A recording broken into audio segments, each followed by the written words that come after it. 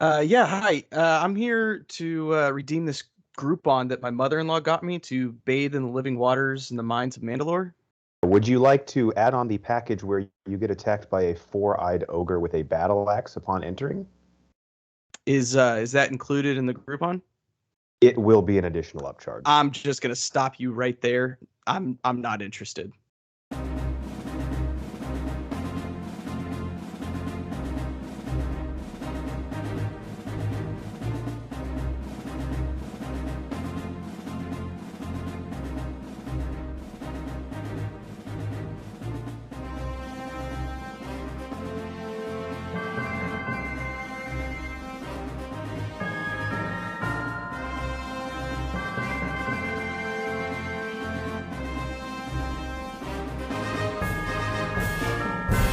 Welcome in to the Bro 4 Squad podcast, where we are just a bunch of bros drinking beer and watching TV and movies. This is our review of The Mandalorian Season 3, Episode 2, titled The Mines of Mandalore. I am your host, the Mayor Jeff Hornacek, joined as always by the mad scientist Brian Banner to review this TV episode as we do all of our TV episodes using the four Bro 4 Squad criteria, which is the acting, the story, our favorite scene, and then any theories or questions with the show going forward.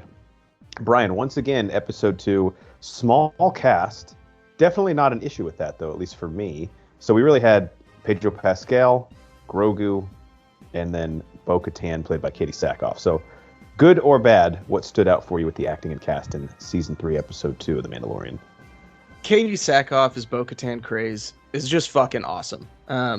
She's just badass, exactly what you would expect a Mandalorian to be. Smart, she knows all the lore, and I love that she knows this character, being that she voiced it in the Clone Wars. I think that is so cool for her to be able to bring that to the live action and have all of that tribal knowledge of what it is to be Bo-Katan prior to. I thought she did fantastic in this episode. She convinced me that she actually wanted to help. However, you could also tell that she's playing chess while I'm playing checkers. I'll just put it that way. Yeah, the depth that she showed with her character in this, I did not know she was capable of as a live action actor. I know she's been in, I believe it's Battlestar Galactica. That's probably like her most. Yeah, Maybe it's like that's Stargate. right. She was in some other sci-fi show that people loved her in, and obviously was really good as the voice of Bo-Katan. But transitioning into live action is a totally different thing. You have to emote differently. You have to have gravitas, and especially in the world of Star Wars, like a lot of times you're acting in front of a green screen or the volume, and then a bunch of like things that aren't there. So not an easy task, but in a still a relatively small sample size this episode. But I thought she more than held her own, and she was definite highlight for me and a surprise. Not sure if they're considered an actor, but we were talking off pod about this. So we were saying last week about Baby Yoda Grogu that, all right, we get it. He's cute. We've enjoyed the ride, but we're getting a little too much of him now. We're about to completely backtrack on all of that, right? Because I'm fucking back in on Baby Yoda. He was cracking me up this episode. Yeah, look, I am man enough to admit when I'm right, I'm right. And I am not man enough to admit when I'm wrong. But in this case, I was very wrong. I am in on Grogu 100%. He showed some advancement to where he can use his force abilities not only to, grab a fucking candy, but he can actually use it to help himself and to save Din. And then obviously you could tell he's learning something from Din, also because of his ability to hop in the Naboo fighter and fly off and find Bo-Katan and all. I mean, this is the first time we've seen him on his own, and he held his own, and I loved it. And him Yeah. flying around in that little carriage thing, how fucking cool is that?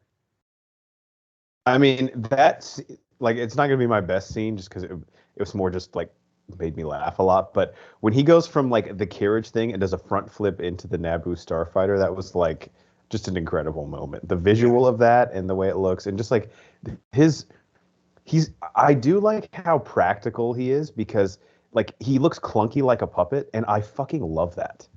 Like, I don't want Yeah, him to look like some perfect CGI model that has like real texture and like, no, I want a fucking puppet waddling around, like making the little gurgly noises he's making and having like awkward movements.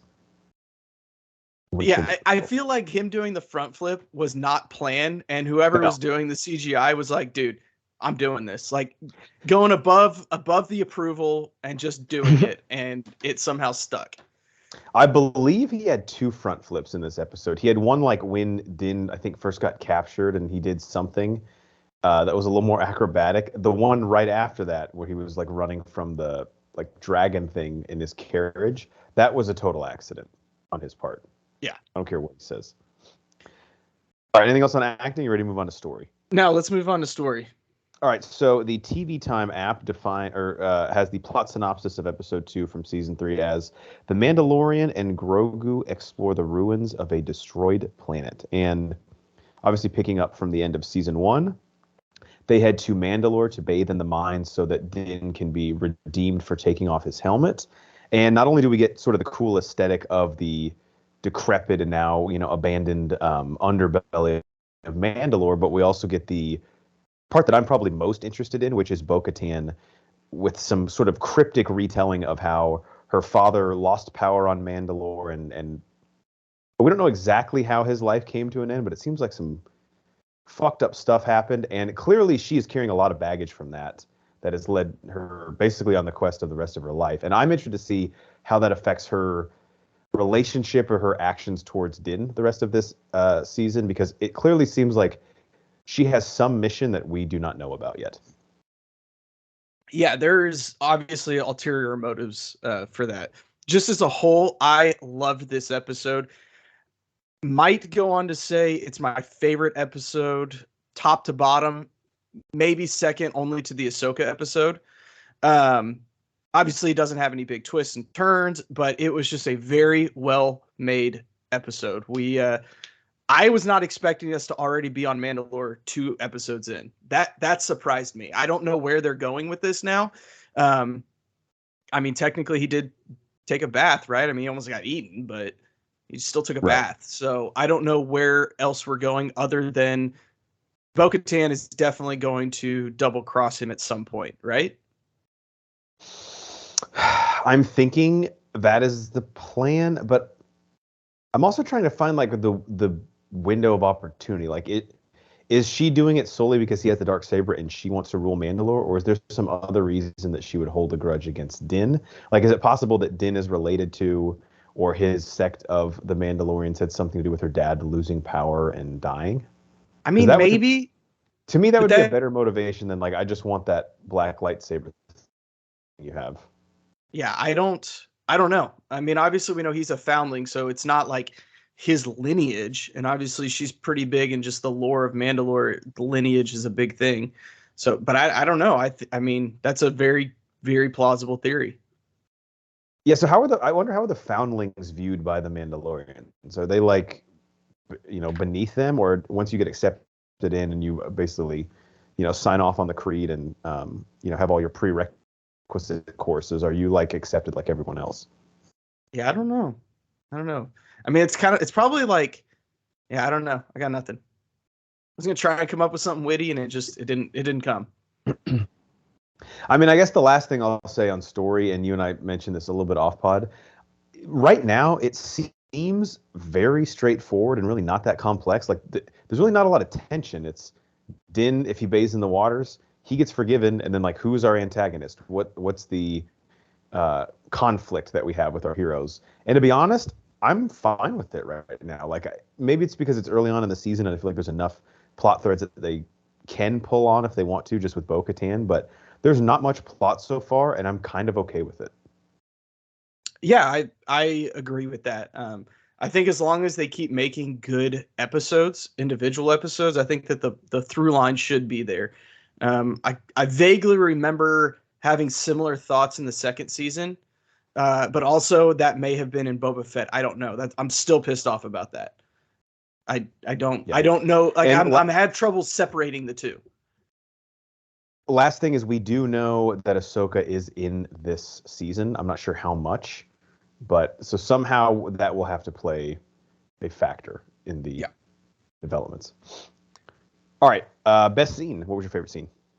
My best scene was actually when Din and Grogu were exploring the mines and like looking for the bath or the living waters or whatever right before he gets attacked by that robot tarantula alien thing. I don't know what the fuck that thing was, but as Love they the were look. kind of going through the ruins and exploring it, I mean, you can feel everything that they have said. They've told us like Mandalore is it's cursed, it's in ruins now. It is just a desolate place. There's nothing there. And you get that kind of ominous feeling as they are searching through. Obviously, you know that there's going to be some of those four-eyed beast guys as well, uh, because we already saw them, and so it's kind of where they are. They around each corner, and it was really fun to see that come to fruition. We're finally on. It's a third season of The Mandalorian, and we're finally on Mandalore. And I don't know if we'll get any more backstory on them, but it's kind of interesting that after the Empire basically destroyed the city, these guys moved into like the cellars.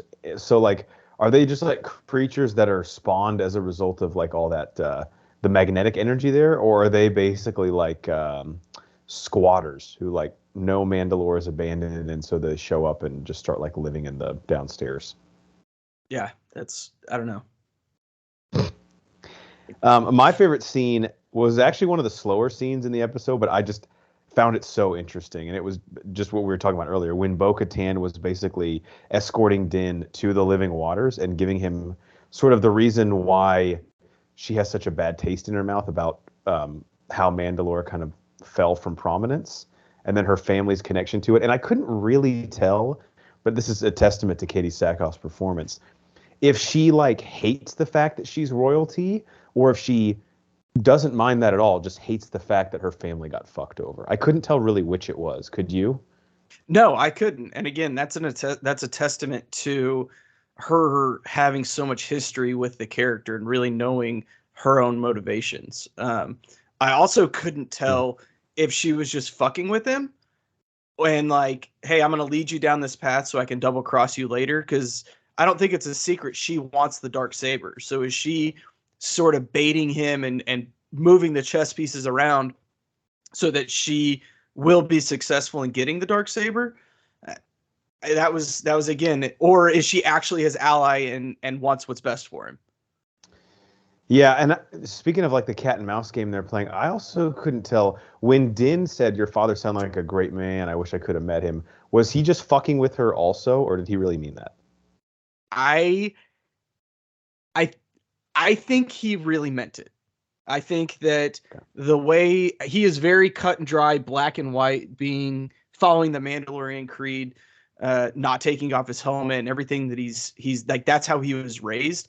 I think he was being Hmm. sincere. And I think that she wanted him to be sincere or maybe was testing him to see where he falls Makes and if she sense. can double cross him or not. Yeah, I think I'm with you on that. All right, ready to move on to theories and questions? Let's do it. Okay, this one is sort of just I have a question just sort of around like the logic and the physics of the dark saber. So like when Din is captured and Bo-Katan wields it for a little bit, number one, did she give it back to him in the end? And two, what are the rules around like her being able to use it? Like, does she have to beat him in combat to use it, or if he just like drops it, can she pick it up and like cut people and then just has to give it back? I I'm kind of confused about like how it works. So I think she can wield it in an emergency situation like that. However, she can't possess it without beating him in combat. Um, I did see. I felt like they didn't like make a big deal of it, but he was kind of obvious and made it a little bit noticeable when he was putting his gear back on and was about to go off on his own to find the living waters. I did see him hook it back to his belt or put it in his little satchel or whatever.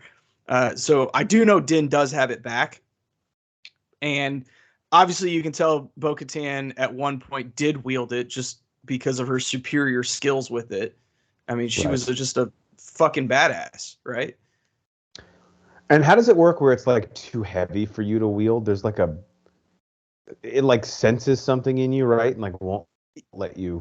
swing it Yeah, so properly?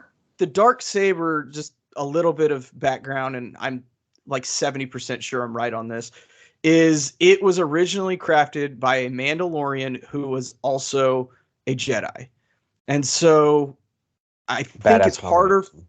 Yeah, I think it's harder for people that can't use the Force to wield it, just because you have to use the Force to help you with the motions, and it's a like a symbiotic relationship between you and the saber, as opposed to you just picking up the stick and whacking people.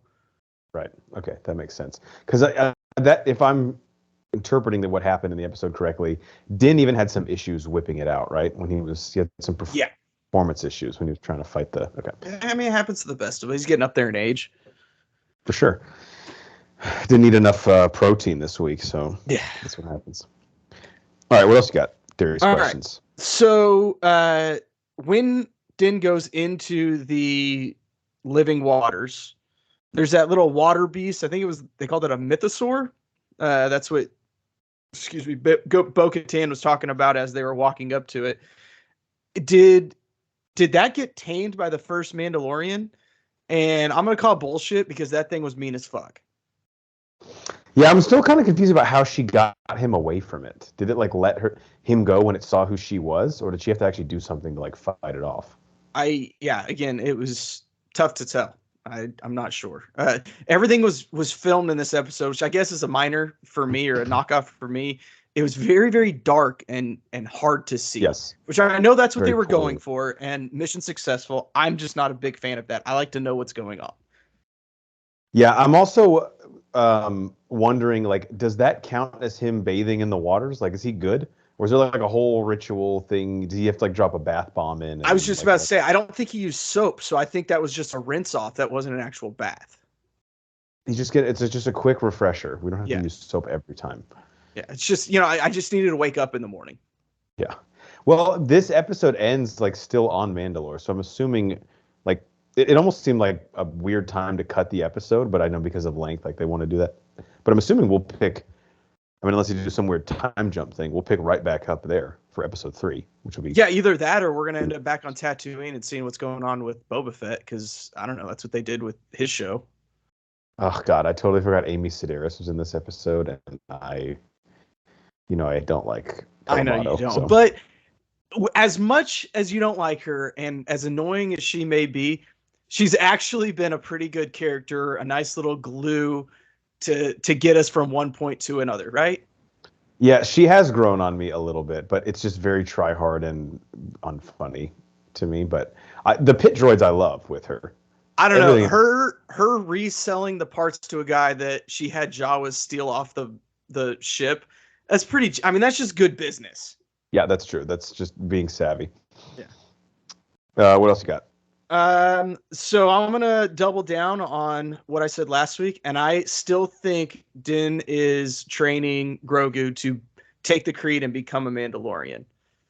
I don't know that he would take the Creed, but I think it's pretty clear he is training him as he was trained at a young age. Um, I don't know if we may have a situation or something will happen where he's both, kind of like the first Mandalorian that they said, or whoever created the Darksaber. Maybe Hmm. Grogu will kind of be some sort of fixture of that.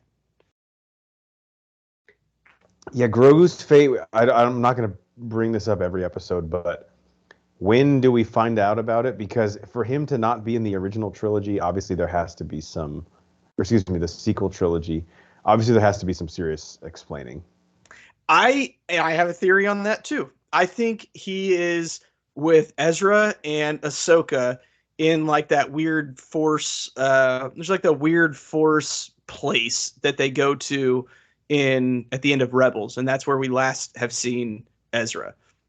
I think that it just Okay. makes sense for them to put those three, because those three don't show up in the sequel trilogy, which I know that that's the Skywalker saga, and these are more offshoots of that, but you have to account for them somehow, and I think that's an easy out right there.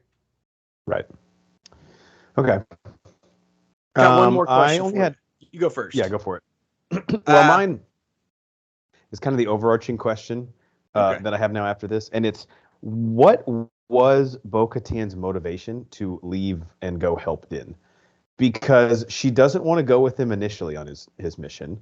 She clearly has disdain, maybe not for him, but just for, I guess, the role he's playing right now, because he is going to basically reclaim what she believes is her birthright as the head of Mandalore. And all of a sudden, when Grogu shows up and she realizes he's in danger, they're not that good of friends, right? To where she would just jump in the ship and go save him, unless I'm just maybe not reading their relationship properly. One, I wonder if she's charging him rent for leaving the ship at her place, because I would. Has to. Two, I think she saw it as an opportunity. Let's say, obviously, Grogu and Mando are separated right now. Let's say she goes there and finds Mando dead, and then she can claim the Darksaber. No, hey, he's dead. I don't know who killed him. They left it. I found it. Okay. It's mine. But then why save him? You know? Maybe because she knows Grogu could fuck her up with the Force if she doesn't.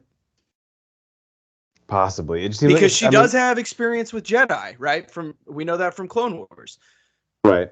Which her sister basically had an online sexting with Obi-Wan. Yeah, when those texts got leaked, that was pretty embarrassing for the family. Yeah, so that was my only question, is really what's Bo-Katan's motivation, which is maybe the thing right now that I'm most interested in. Seeing how I would agree with that. Got a question, kind of outside the box, coming out from left field. Is Darth Maul going to show up? Now, I just watched Clone Wars, and the way that they, I guess, spoilers for Clone Wars if you haven't seen it, but the way that he sort of escapes at the end in his whole relationship with the Mandalorians, I mean, it would seem like a possibility. And this is the time. It's not possible. He's dead by this point. I totally forgot. He gets killed in Rebels, and this is after the fall of the Empire. So I answered my own question. I would take the under on that one. No, he's not going to show up. All right. Well, that solves that. But they have brought him back from the dead several times, so maybe he will. That would just be a little bit pathetic. Did you see a body? I didn't see a body. Well, the first time we actually did see a body get chopped in half. That's true. We saw two bodies. Yeah. That's all I got. Okay. I was going to say, I mean, Ahsoka's going to show up. We know that. So we still have one big surprise to look forward to. And I'm being honest, like, we have hardly seen any characters in this series so far. And from the trailer that we got for this season, it looked like an epic all-out Mandalorian civil war. So we know shit is about to go from 0 to 100 pretty quick. I just don't know how we're going to get there. I don't know. Maybe, I mean, next, it's going to be a quick season, right? I think it's only 6 episodes. Yeah. Yeah. I mean, that's true. I guess we're, a third of the way done now? Yeah. So, like, next episode is the halfway point. So stuff's going to be crazy. Real. Yeah. All right. Any last thoughts, Banner, for season 3, episode 2 of The Mandalorian? No. I got nothing. I am eating my words. Grogu is back in my good graces. And I'm excited to see what comes next. Yeah, Grogu, he's a weekly proposition for me, but this past week he was on. He brought his A game. So respect. All right, for the mad scientist Brian Banner, I'm the mayor Jeff Hornacek. We are the Bro 4 Squad podcast. Thank you guys so much for checking us out. We'll be here for the rest of season 3 of The Mandalorian each week. Comment below your thoughts on the show. Follow us on Twitter at Bro 4 Squad. You can find us on YouTube, Apple Podcasts, Spotify, Amazon Music, pretty much anywhere you can find podcasts. If you type in Bro Force Squad as 3 separate words, check out everything that we do on our website, broforcesquad.com. Till next time, I need to actually hire those 4-eyed ogre guys. I'm going out of town this weekend. Use a little security up here. Do you think Boba Fett made... I think they talked and he's like, dude, you got to try this out. Like, don't knock it till you try it. Oh, yeah, absolutely. I mean, if he puts his stamp of approval on anything that you bathe in, it's like he's like the Billy Mays of back in tennis.